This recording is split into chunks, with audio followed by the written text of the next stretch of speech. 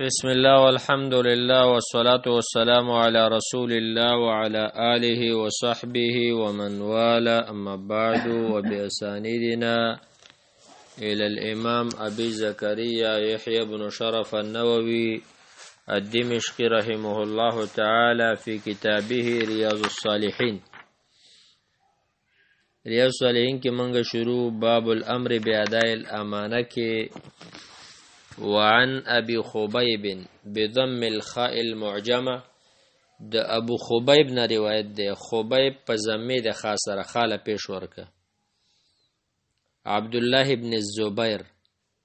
رضی الله عنه، عبد الله چې د زبیر رضی الله عنه زویو، دا د خپل پلار واقعا قصه بیانوي. قال دا وی لما وقف الزبير يوم الجمل، وی کله چې ودرې د زما پلارا، کله چې ودرې د زبیر په ورځ د جنگ جمل باندې. مشهور واقعه ده چې په مابین د علی رضی الله عنه او د عائشه رضی الله عنها ترمنځ کم جګړه راغلی و. وی دعانی زپلار روختم فقمت الى جنبه، زی اړخ ته ودرېدلم. فقال ما تیویل یا بنی ای بچیا، انه لا يقتل اليوم الا ظالم او مظلوم، یقینا نبشی وجل نن روز یو سړی مگر یا ظالم یا به مظلومی، یعنی یا به یو کس په بل باندې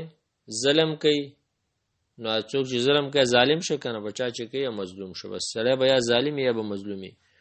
وإني لأراني إلا سأقتل اليوم مظلوما، او زنن وینما چې زر ده چې زب مظلوم وفات کېږم، زب مظلوم وژلی کېږم. خو ان من اکبر همي، زما غټ غم لدینی زما قرض ده، چې ما باندې ډېر قرض ده، دا قرض به څه کوي. افترا دیننا یبقى من مالنا شیئا، آیت ویني زما قرض چې باقی به پاتې کی زما د مال نه څه شي، یعنی دا زما مال به زما قرض ته ورسیږي او کنه. ثم قال بي يا بني، ای زما بچیا، بیع مالنا، زما مال خرڅ کا، وقضی دینی، زما قرض پورا کا، و اوصا بالثلث، وصیتی په ثلث سره وکړه چې کم پاتې شو نو هغه نه ثلث ورکا. دا د شریعت حکم دی، کله یو سړی مړ شو نو د هغه په مال کې څلور شی نه، اول تکفین تجهیز د په کفن چې کومه خرچه کېږي یا د په قبر باندې دا به وکړي، دویم نمبر کې به قرض ادا کړي، دریم به د وصیت نافذ کړي چې د کوم وصیت کړي، او څلورم نمبر کې به د مال راواخلی او په شرعي طریقه باندې به تقسیم کی. دا د الله حکم د مړي په باره کې ښه. زموږ استاسو خلک د دې پروا نه کوي، بس چې هر څنګه نو ګوره د دا وصیت زوی ته وکړه چې بچیا قرض مې مال مې خرڅ که او قرض مې ادا که. و اوصا بالثلث، وصیت په ثلث وکړه په درېیمه حصه. صادر جون چې کله وفات کېده، نبی علیہ السلام ته ویل یا رسول الله، زه خو بیمار یم، مرمه، زما ډېر مال دی او دا نیم مال به زه دا مال ټول ورکوم فی سبیل الله. نبی سمت نه وی ښځه نیم ورکومه، یوه لورې وسره وی نه، وی ښه درېیمه حصه. نبی صلی الله علیه وسلم ته وفرمایل زه درېیمه ورکه، خو دا درېیمه هم ډېره ده، ګوره په درېیمه حصه باندې وصیت. نو وی اوصا بالثلث، وصیت یې وکړه په درېیمه برخه، وثلثه لبنیه، او ثلث د زامنو د پاره، یعنی لبنی عبد الله ابن زبیر، د زامنو د عبد الله ابن زبیر د پاره ثلث د درې میسي درېما. وای دا به تزمان وصول ورکي، بچی ته ویل خپل زوی عبد الله ته ویل دا بستا زامنو لور. قال به فرمایل فإن فضل من مالنا، که چرته زاپشه زما د مال نه بعد قضاء الدین شیء، رسته د ادا کولو د قرض نه څه شی، نو فثلثه لبنیک، دا غي ثلث ستا د زامنو شه. قال هشام وای چې دا راوی د حدیث دی وکانه بعض ولد عبد الله و بازی بچی د عبد الله ابن زبیر قد وازا بعض بني الزبیر و یقینا دا برابر رال په حصو کې د بازی بچو د زبیر رضی الله عنه سره خبیب و عباد چې خبیب او عباد و زمانه قارب ساوا برابر رالا وله يومئذ 9 بنين و 9 بنات. د دې زبیر رضی الله عنه په دغه ورځ باندې وای 9 زامنو او 9 لوریانې وي. قال عبد الله وای د زبیر زوی فجعل شروع یوسینی بدینه مات وصیت په قرض کو ويقول ويل يا بني اي بچیا ان عجزت عن شيء منه کته عجز شولې د قرض کې د څه نظم د قرض د نشه خلاصولې فاستعين عليه بمولاي ته مدد وغواړه پاغي کې زما په مولا باندې. قال عبد الله رضی الله فرمای فوالله زما دی په الله قسمی ما درایتو زنه پویدلم ما اراده چې د څوک اراده ده مولا چاته وای حتی قلتو تر دې چې ما ول یا بتی پلارا من مولا کستا مولا څوک دی چې ته زما د مولا نه مدد غواړه. قال ویل الله دې کړ او دا قران کریم کې انت مولانا فانصرنا على القوم الكافرين بل حدیث کې مرادي الله مولانا ولا مولا لكم. مولا به په معنا د دوست سره هم استعماليږي. مولانا لفظ تقریبا 12 معنی ورکي. وس زمنګ په ډیرو مسلمانانو کې دا لفظ را خور شوی دی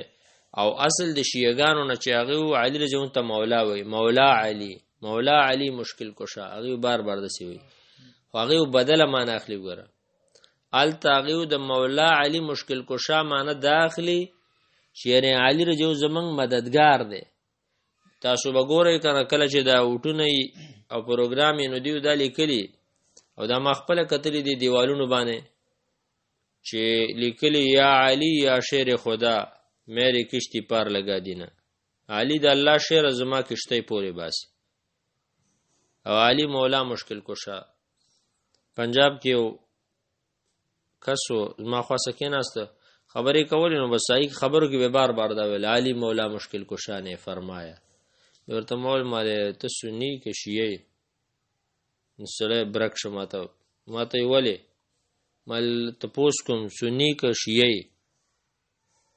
مې سنیو مورتل دا ته چې کوم خبرې کې دا سنیانو نه دی ګوره دا شیعاګانو دي. ماته ویلې مولته څه علی مولا مشکل کوشا ماته وی علی رضی الله نبی صلی الله علیه وسلم ترزوی او چاچا زاده او دا غزامن د نبی رسول الله کشمالی او د رسول الله صلی الله علیه وسلم زوم او دا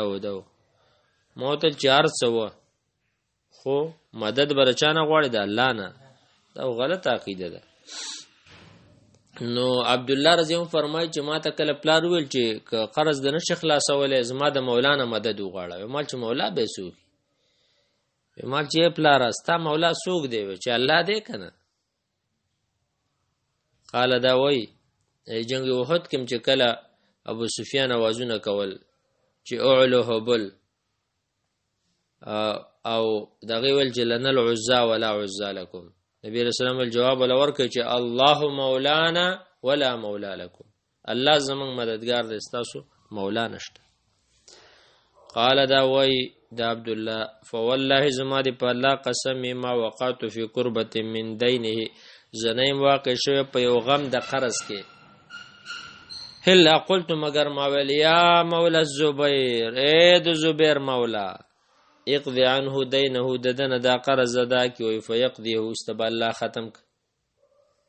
قرض در باندې کله و اراده لره چې رزب دا قرض خلاصوم الله به دنه خلاص کی دا بنوي چې لکه زی ته اخرم من خلک خو دې ته ګټه وي چا نه قرض اخري به نه ور کوي وزو ګټه کوي نو دا کار نه بزان ساتي کا چې د یو مسلمان قرض ځان ته حلال ګڼي دویمه خبره ده چې قرض در باندې د الله رب العالمین نه دعا غواړه چې الله رانه خلاصي کی یا الله دا قرض رانه ادا کی او دعا به اللهم انی اعوذ بک من الهم والحزن والعجز والكسل والجبن والبخل وغلبة الدين وقهر الرجال الله د قرض نه بچ کی قرض رانه ادا کی الله نه به دعا غواړي چې اللهم اکفنی بحلالک عن حرامک عن حرامک واغننی بفضلک عمن سواک نو بس بیا به د رب العالمین قرض خلاصي نو دا وایي چې ما به دا دعا کله وکړه وی الله به قرض ادا که قال دا وایي فقتل زبیر جو شهید شو په دغه جنگ کې کم جنگ و جنگ جمل و ولم يدع دینارا ولا درهم یو دینار پر نه خود او درهم پر نه خود دینار د سرو زرو روپۍ ته وای نن سبا د یو دینار نه سلوي زره پاکستاني جوړي بلکې د دې نم ډېر یو زر نه می 2000 وکیل شي په دور د پاسه یو دینار نه او درهم دا د سپینو زرو روپۍ درهم نم ډېر جوړي الا ارضینا وای ددنا دینار او درهم پاتې نشو الا ارضینا مگر زمکه من الغابتو یو پدې کې د غابه زمکوا غابه اصل کې ځنګل ته وای شاړه زمکوا چې دا د مدینی په عوالیو کې و وای 11 دارم بالمدینه او یولس کورونه په مدینه کې پاتې شو ودارین بالبصره دو کورونه بصره کې ودارم بالکوفه یو کورې په کوفه کې و د ارم به مصر یو کورې په مصر کې قال دا وای و انما کان دینه الذي كان عليه او قرض د دې زبیر رضی الله عنه د دې زما د پلار چې په د باندې و ان الرجل كان ياتيه بالمال وای د قرض طریقې دا زما پلار ولې ډېر قرضدار شو سړی چې قرضدار کیږي ولې کله سړی تجارت کوي کنه نو بس په دې کې قرضدار شي کله سړی چې دی هغه نور بس څه طریقې پاغه قرضدار شي خو دلته وایي چې ازما پلار ولې قرضدار شي ویا وجه دا ازما پلار له خلکو امانتونه راوړل ازما پلار ډېر امانتدار و خلکو وسه کې خو د پلار به متصوي دي چې امانت یې را سره مګده بس تا دا قرش ځکه امانت چې تا ما سکه خو دا امانت خراب شبه ته مان نه شو غوښتلې خبره ورسېږي او کتا ما سره قرض کې خو نو قرض خراب شه به به تعالی درکو دا لکه داغه تقوا او پرهیزګاری چې ورو ما سره امانت مګدې قرض یې راک نو قرض به استعمالوم امانت استعمالم نشي کولی نو انما كان دينه الذي كان عليه وقرض پاغه باندې ان رجل كان ياتي بالمال شريب وتمال راوړ فاستودعه اياه وشركه به خود فيقول الزبير زبير جمعت الله ما سه امانت مګد ولكن هو سلف لیکن دا قرض ان يخشى عليه ديات زيرګم پدی باندې د خراب والی نه دا به خراب شي وما ولي امارتن قد او چیرې د ته امارت نو سپارل شوی دا چرته امیر نو دا چرته امیر نو مقرر شوی او ولا جبایت خراج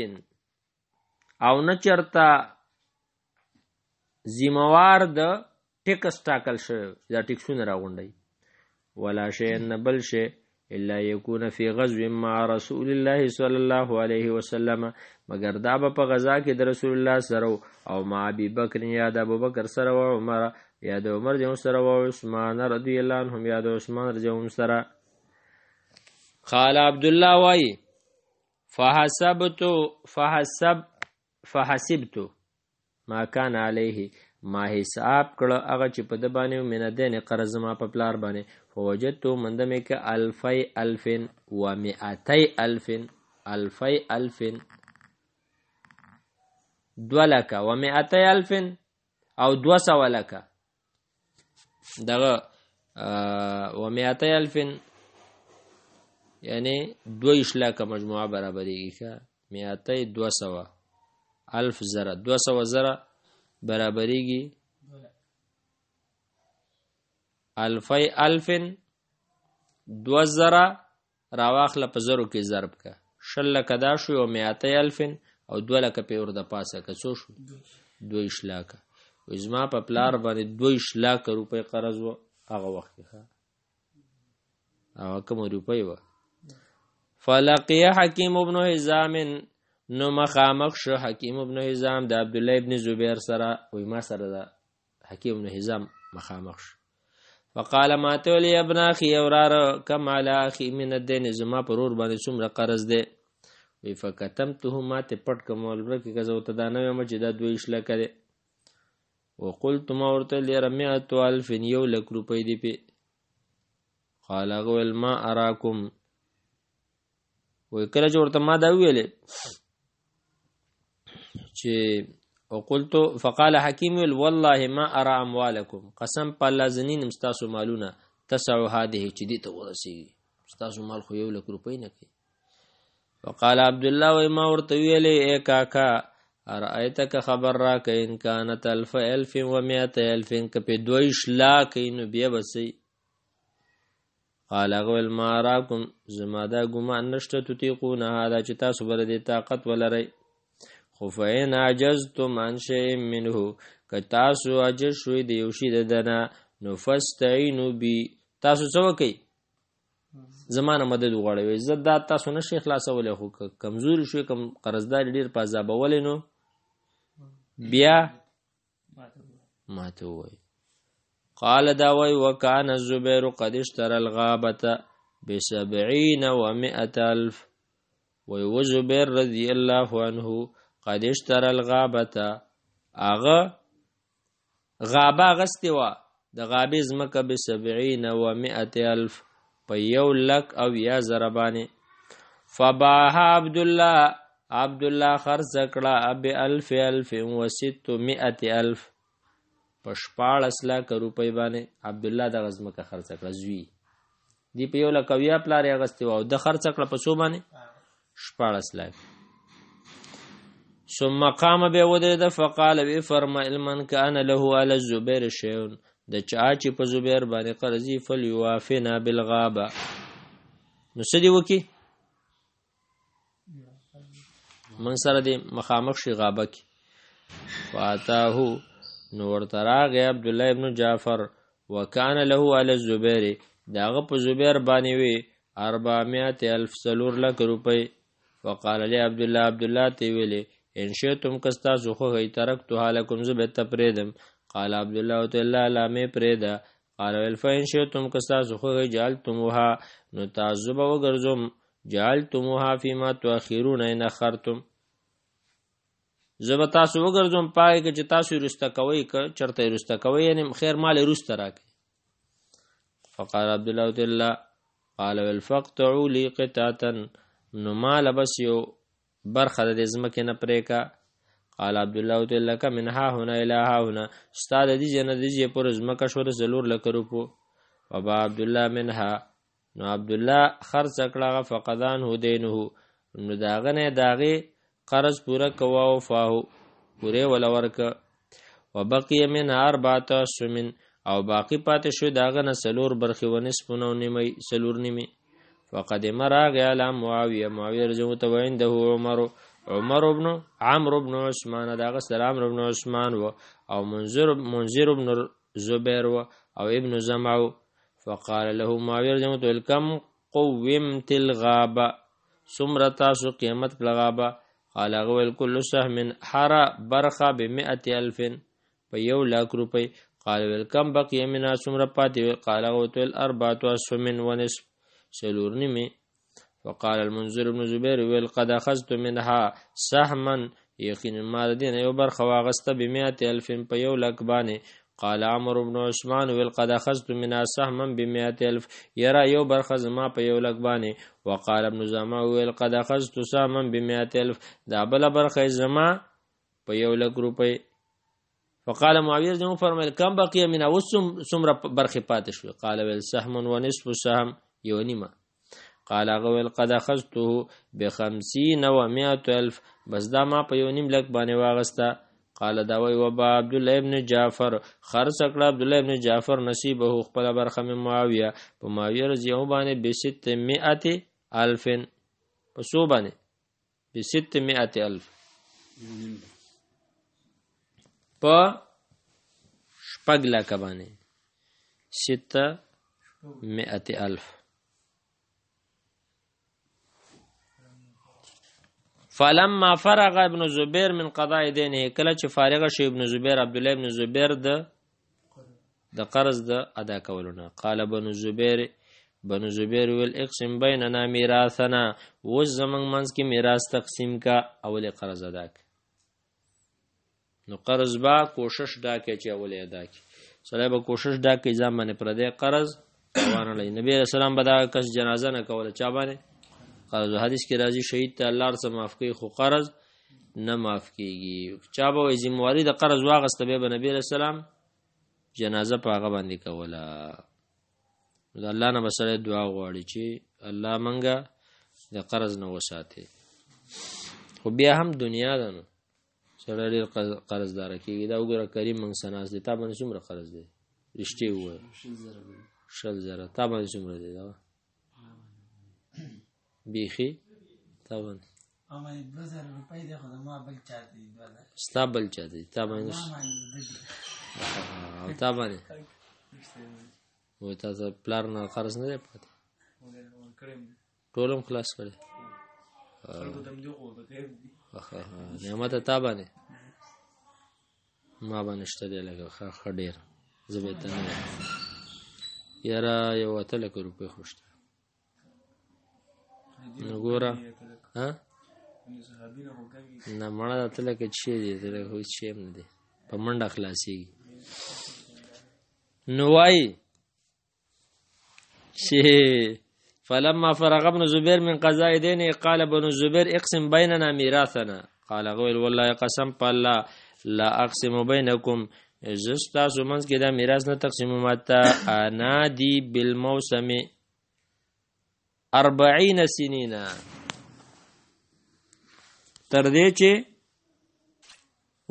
چې زه اونادي आवाज وکم بالموسم 40 سنینا د حج په موسم کې 4 کاله زبدا اعلان کوم چې الله خبردار من کان له علی الزبیر دینن کله چې په زبیر باندې قرضی فلیاتنا فلنقضي مقتدراشي من اولاداکو فجعل كل سنه شروع شهر کال به ينادي في الموسم د حج په موسم کې आवाज کو فلما مزا 4 سنین کله چې 4 کال تیر شو قسم بینهم تقسیم کو ما بین دې کې دا میراث ودافع ثلث پکې ورکا وکانه لزبیر د زبیر جو 4 نسوه 4 خزوی فاصاب كل امرات 1000 و100,000 څومره ورسېده نو 1000 د لسلک شوي او 100,000 2,00,000 په د پاسه فجميع ماله 50,000 و100,000 ټول مال د 50 لک روپۍ. رواه البخاري. خبره باندې ورسې د حدیث کې مقصد دا د امام نووي چې د حدیث دی باب کې راوړی دی چې څه کوه الامر باداء الامانه امانت خپل حقدار ته رسوي. وصلی الله وسلم علی نبینا محمد صلی الله علیه وسلم. دا سوي 50 بالکل 50,000 نو د ټول مال چې 50,000 50,000 ضرب په 500 کې کا نو څو شي ضرور ضرب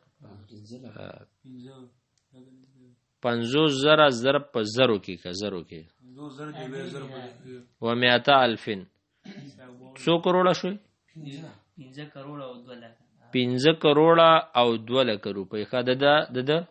ټول مال برابر شو او قرض به 22 لک نو بس هیڅ شی هم پکې او کنه او بل بګي الله برکت واچو.